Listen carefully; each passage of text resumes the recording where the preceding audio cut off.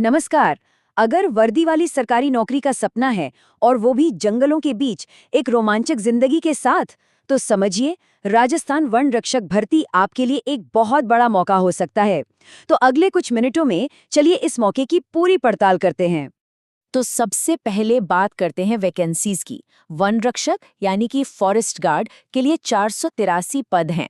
देखिए, ये एक बहुत अच्छा नंबर है जो दिखाता है कि अगर तैयारी सही हो तो सफलता का दरवाजा खुल सकता है।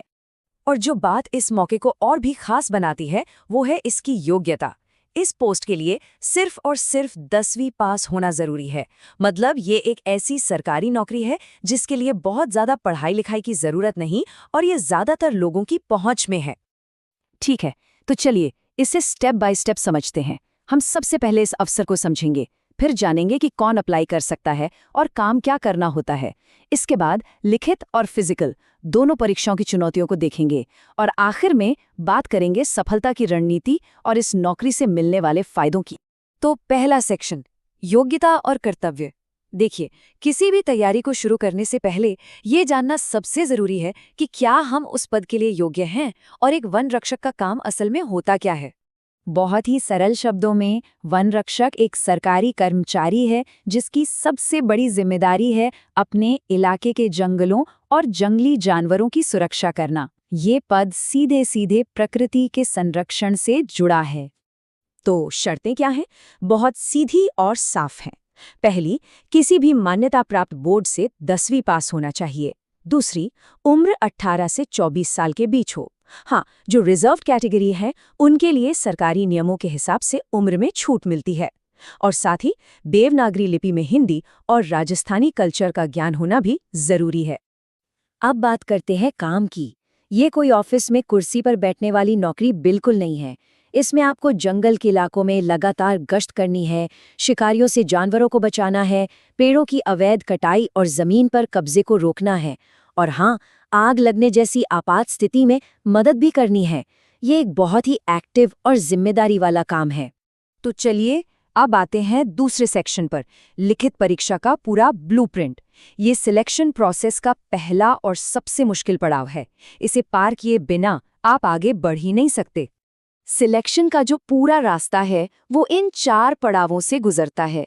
सबसे पहले लिखित परीक्षा, फिर फिजिकल टेस्ट, उसके बाद आपके डॉक्यूमेंट्स की जांच और आखिर में मेडिकल टेस्ट। एक बात गांठ बांध लीजिए, हर पड़ाव को पार करना जरूरी है। किसी एक में भी चूके तो आप प्रोसेस से बाहर हो जाएंगे। अच्छा, अब जरा पेपर के ढांचे को समझते हैं।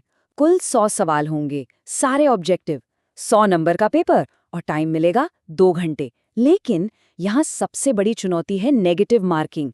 हर गलत जवाब पर आपका 1/3 नंबर कट जाएगा। और ये जो आप देख रहे हैं, ये आपकी तैयारी की पूरी रणनीति तय कर देगा। देखिए, बिल्कुल साफ है, 60 नंबर के साथ राजस्थान का जनरल नॉलेज ही गेम चेंजर है। मतलब इस एक सब्जेक्ट पर अगर पकड़ बना ली तो सिलेक्शन के चांस कई गुना बढ़ जाएंगे। इसके बाद 15-15 नंबर की रोजमर्रा की साइंस और मैथ्स है और 10 नंबर का करंट अफेयर्स। मैं इस बात पर एक बार फिर जोर देना चाहूंगा, 1/3 नेगेटिव मार्किंग है। इसका सीधा सा मतलब है कि तुक्केबाजी बहुत महंगी पड़ सकती है। यहाँ आपकी स्पीड तो जरूरी है ही, लेकिन उससे भी ज्यादा जरूरी है आपकी एक्यूरेसी यानी कि सटीकता। अब आता है तीसरा सेक्शन, फिजिकल टेस्ट की चुनौती। रिटन एग्जाम तो आपके ज्ञान का टेस्ट था, अब बारी है आपकी फिटनेस की। चलिए देखते हैं कि एक वन रक्षक बनने के लिए शरीर से कितना मजबूत होना पड़ता है। यहाँ मेल और फीमेल कैंडिडेट्स के लिए स्टैंडर्ड्स अलग अलग हैं। पुरुषों के लिए कम से कम हाइट 163 सेंटीमीटर और महिलाओं के लिए 150 सेंटीमीटर। लेकिन सबसे बड़ी चुनौती है पैदल चाल। पुरुषों को 4 घंटे में 25 किलोमीटर और महिलाओं को 16 किलोमीटर चलना होगा। इसके अलावा पुरुषों के लिए सिटअप्स और बॉल थ्रो है और महिलाओं के लिए लंबी कूद और गोला फेंक। मेरी सलाह यही है कि इसकी तैयारी रिटन एग्जाम के साथ ही शुरू कर दें। और अब हम आ गए हैं अपने आखिरी और सबसे जरूरी सेक्शन पर, जीतने की रणनीति और उसका इनाम। तो अब तक हम जान चुके हैं कि क्या पूछा जाएगा। अब सवाल ये है कि कैसे सफल हुआ जाए।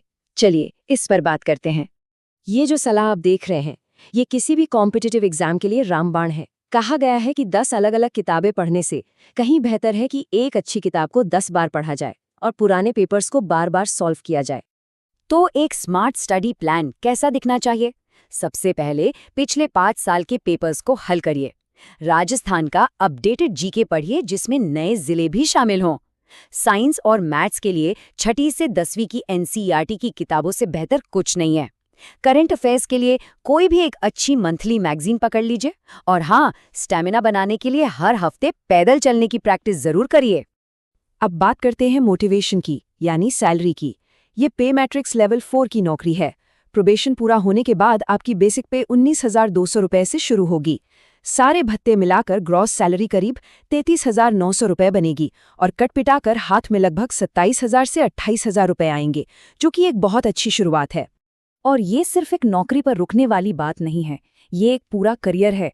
अनुभव और डिपार्टमेंट के एग्जाम्स के जरिए एक फॉरेस्ट गार्ड पहले हेड फॉरेस्ट गार्ड, फिर फॉरेस्टर और यहाँ तक कि रेंजर ऑफिसर के पद तक भी पहुंच सकता है।